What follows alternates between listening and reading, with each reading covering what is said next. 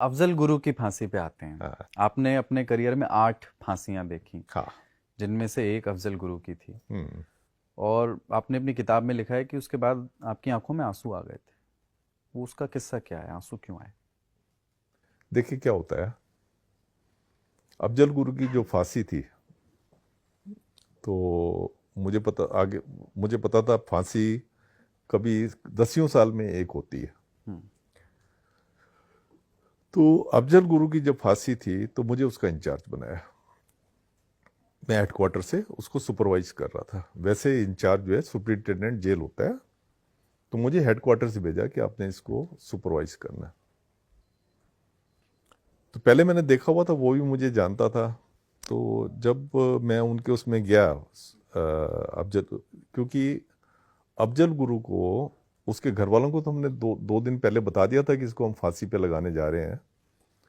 पर वो बात दूसरी है कि उसको वो चिट्ठी मिली नहीं। उसको चिट्ठी तब मिली जब वो ऑलरेडी फांसी पे लटक चुका था। तो अफजल गुरु के, पहली देर हम चाहते थे कि जो अफजल गुरु की फांसी हो, इसमें ज़्यादा लोगों को पता ना चले, क्योंकि बड़ी एक सिक्योरिटी रिस्क प्रिजनर को आप जो लटकाने जा रहे थे, तो हम चाहते थे कि लोगों को पता ना चले। तो मैं इसलिए वहाँ पे उस जेल में सुप्रिंटेंडेंट जेल के साथ मैं शाम को ही वहाँ पहुँच गया था। अगर मैं शाम को वहाँ आऊँगा तो वहाँ पे शोर नहीं मचेगा।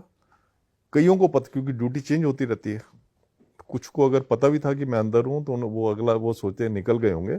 और दूसरी ड्यूटी वाले जो आए थे उनको पता नहीं था कि मैं अंदर हूँ। सुप्रीम जेल हम सारे अंदर रहे। तो हम अंदर सारी तैयारी कर रहे थे। जो रस्सा वगैरह जो था, उसको देखना होता है कि रस्सा जो है ठीक तरीके से गले में फिट हो, हम्म। ताकि फांसी ठीक तरीके से हो। उस टाइम पे जो है कोई ऐसा कानून नहीं था, क्योंकि मैंने सुना था कि कई बार जब फांसी लगाते थे तो बंदे की गर्दन ऊपर रह जाती थी और बॉडी नीचे गिर पड़ती। अगर भारी बंदा होता था तो बॉडी नीचे रह अलग हो जाती, जाती। अलग हो जाती थी। तो उस टाइम पे हमें खाली ये होता था कि बंदा मर जाए, चाहे जैसे भी है, रूल फॉलो हो या ना हो, पर बंदा मर जाए, फांसी उसको लग जाए। तो अफजल गुरु में मैं क्योंकि लीगल एडवाइजर था, तो मुझे था कि मैंने सब चीज़ जो है रूल्स के हिसाब से करनी है।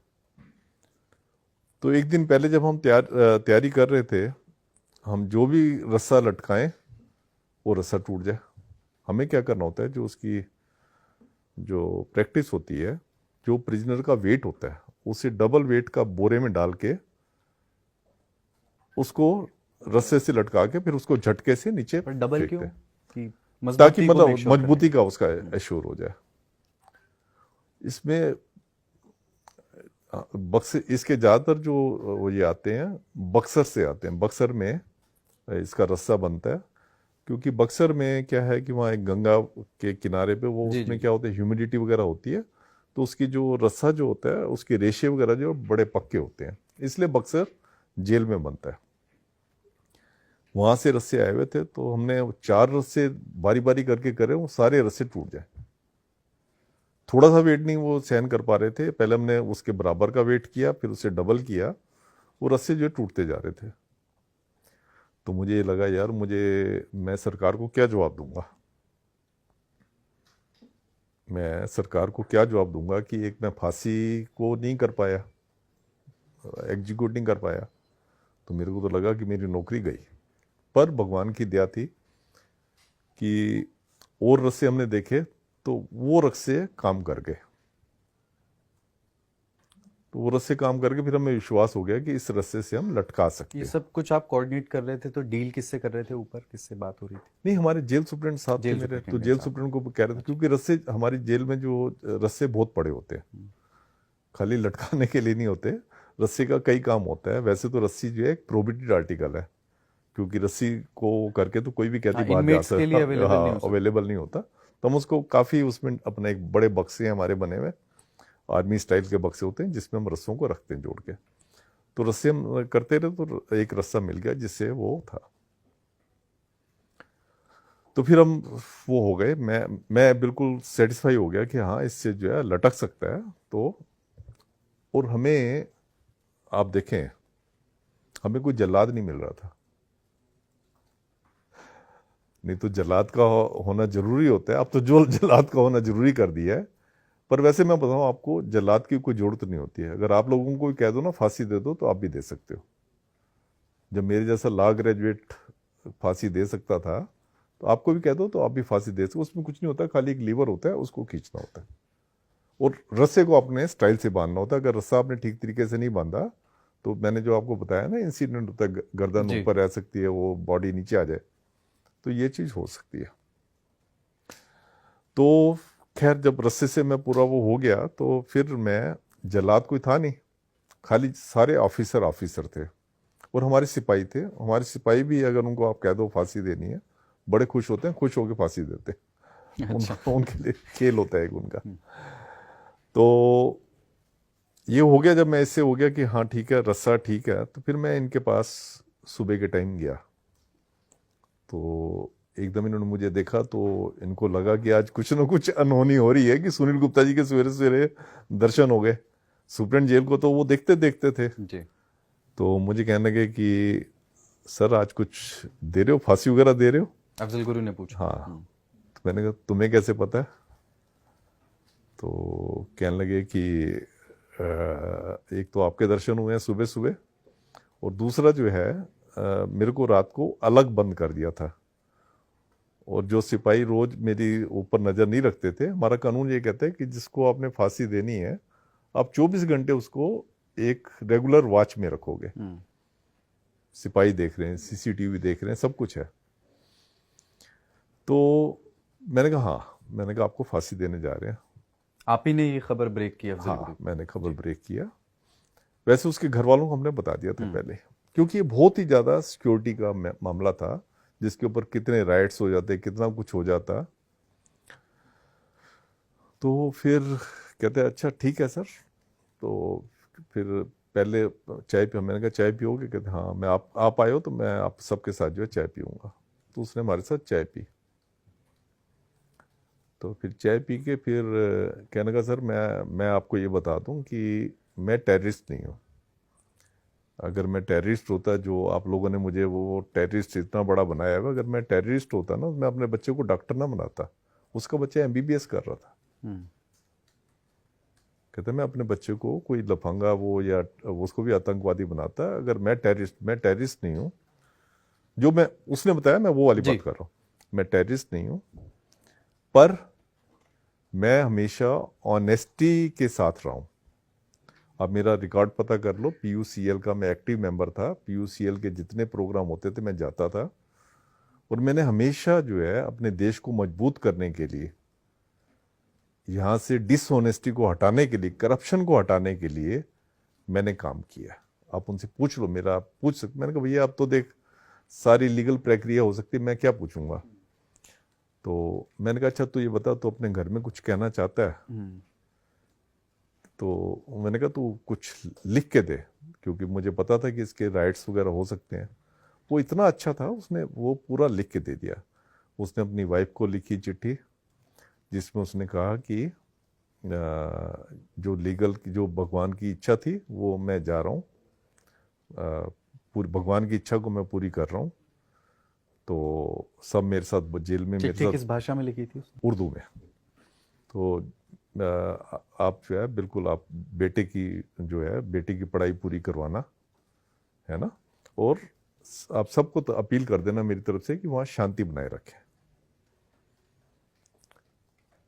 तो ठीक है, उसने लिख दी। फिर उसके बाद कहने लगा कि मेरे को आपकी आंखों में ना बहुत कंपैशन नजर आ रहा है। तो मैंने कहा अच्छी बात है, कंपैशन नजर आ रहा है। तो कहता नहीं, मैं ना ये चाहूंगा कि जब मुझे फांसी पे चढ़ाया जाए, आप इसको कह सकते हो आखिरी इच्छा या जो भी है, तो मैं आपकी आंखों में देखता रहूं। तो मैंने कहा यार जब तुम्हें फांसी पे चढ़ाया जाएगा, चलो ठीक है, जब तक आप चल के जा रहे हो फांसी के फंदे तक, तब तक तो ठीक है। उसके बाद तो आपके ऊपर काला कपड़ा डाल दिया जाता है, और काला कपड़ा डालने के बाद जो है फांसी आपको दे दी जाएगी। तो आप मेरी आंखों में कैसे देखो? कहते नहीं, मैं जब तक चलूंगा मैं आपकी आंखों में देखता जाऊंगा। मैंने कहा ठीक है, चल तेरी बात मान ली। ये वो मेरे को पावर थी, मैंने कहा ठीक है, तुम मेरे को देखता जाइयो। उसके बाद कहता है कि मैं ना आपको सुनील जी एक गाना सुनाना चाहता हूँ। जो मुझे फांसी मिल रही है वो इसलिए मिल रही है कि मैं हमेशा लोगों का भला चाहता था, तो उनकी बात पे विश्वास करना चाहते। फिर उसने ना एक गाना गाना शुरू कर दिया। अच्छा। एक संजीव कुमार की पिक्चर थी बादल, वो भी ऐसे कैदियों के ऊपर थी। उसमें फांसी लगाने के लिए ले जा रहे होते हैं किसी को, देशभक्त को। तो उसमें गाना था, अपने लिए जिए तो क्या जिए, खुशी ये दिल जमाने के लिए। मतलब अपने लिए जीना क्या जीना है, आपने अगर जीना है तो जमाने के लिए जियो। और वो पूरा ट्यून में जैसे डांस करते हैं ना, वो गाना बोलता जाए और अपना, तो फिर हमें भी अच्छा लगा। तो हमने भी जो है वो उसके साथ गाना बोलना शुरू कर दिया। मैं, सुप्रिटेंडेंट जेल, हम सारे उसके साथ वो अपने लिए ये गाना, उसे पूरा गाना बोला। तो ये मैंने, जैसे आपने बताया 8 फांसियां मैंने देखी हैं। मैंने ज़्यादातर लोगों को देखा था कि जब फांसी लगती थी वो रोते हुए होते थे, जी मैंने कुछ नहीं किया जी, ये तो ऐसे वो हो गया। बड़े बड़े टेररिस्टों को देखा, नहीं जी नहीं, ये तो हमें उसने फंसा दिया, उसने फंसा दिया। ये पहला मैंने कैदी देखा था जो हंसते हुए कह रहा था कि अपने लिए नहीं जीना चाहिए। मतलब एक मैसेज दे रहा था कि आपको अपने लिए नहीं जीना चाहिए, दूसरों के लिए जीना चाहिए। और गाना उसने पूरा गाया और हमने उसके साथ गाया। ये सारी सीसीटीवी में रिकॉर्डेड है। तो उसके बाद उसको हम लेके गए फांसी के फंदे पे, जो हमारे सिपाही वगैरह हैं वो लेके गए। मैं साइड पे खड़ा था, एक जज साहब आए हुए थे वो भी साइड पे खड़े हुए थे, सुप्रीम जेल साहब भी साथ खड़े थे। तो ये जब इसको उस पे लेके गए तो ये मेरी आंखों को की तरफ देखता हुआ गया। और वहां जाके इसने, जब इसको फांसी का, जब इसका हो गया, हमारा रूल से ये कहते हैं कि आप उसको लटकाओगे और 2 घंटे के बाद जो है डॉक्टर चेक करेगा कि लाइफ एक्सटिंक्ट हुई है कि नहीं हुई।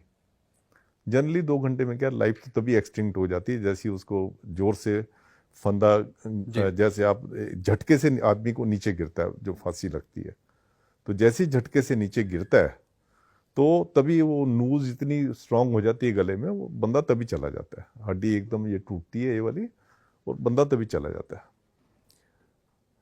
पर कुछ मैंने केस उसमें लिखे थे कि मैंने कई उनको देखा कि जिनका नहीं टूटा, रंगाबिला के केस में उनको खींचना पड़ा था, खींचना पड़ा था। तो इनको फिर ये 2 घंटे के बाद ही जो है डॉक्टर ने आके डिक्लेयर कर दिया कि इनकी जान जा चुकी है। तो फिर हमें वहीं पे जेल में ही हुक्म था कि जेल में ही इनको दफनाना है। जो भी सिक्योरिटी रिस्क प्रिजनर होते हैं, जैसे सतवंत सिंह केहर सिंह थे, मोहम्मद मकबूल भट्ट जो इनका गुरु था जी, उसको भी वहीं पे लटकाया था, वहीं मकबूल दफनाया भट्ट था। की फांसी भी देखी आपने? हाँ, तो उसको भी वहीं पे दफनाया था, जहाँ फांसी घर है हमारा वहीं पे दफनाया था। तो इनको भी उसके साथ ही दफनाया। तो उसके बाद क्या हुआ कि जो मैं जब घर गया तो घर में गया, मेरे घर वालों, मैंने अपने घर वालों को बिल्कुल नहीं बताया कि मैं ये वाला काम कर रहा हूँ। तो उनको था कि शायद कई बार ऐसे हो जाता था कि मैं कई कई रातें जो जेल में बितानी पड़ती थी, तो उन्होंने सोचा ऐसी कोई अर्जेंट काम होगा। फिर मैं जब गया वहाँ पे घर पे, मुझे उसकी बात रह रह के याद आ रही थी कि आपकी आंखों में मुझे बड़ा कंपैशन नजर आ रहा है। तो मुझे कई लोग कहते थे, पर एक बंदा जब आखिरी उसमें वो बना चमचागिरी तो करेगा नहीं। तो फिर अब जिस, मतलब देखो जेलर भी एक इंसान होता है जिससे वो कुछ मिनट पहले बात कर रहा है और वो कुछ मिनट के बाद वो जो है आपके सामने नहीं है। तो मेरा दिल जो है ना बड़ा भरा हुआ था। तो जैसे ही मैं घर पे गया तो मेरी बेटी थी, मेरी वाइफ थी, हम गले लग के बड़ी देर तक रोते रहे।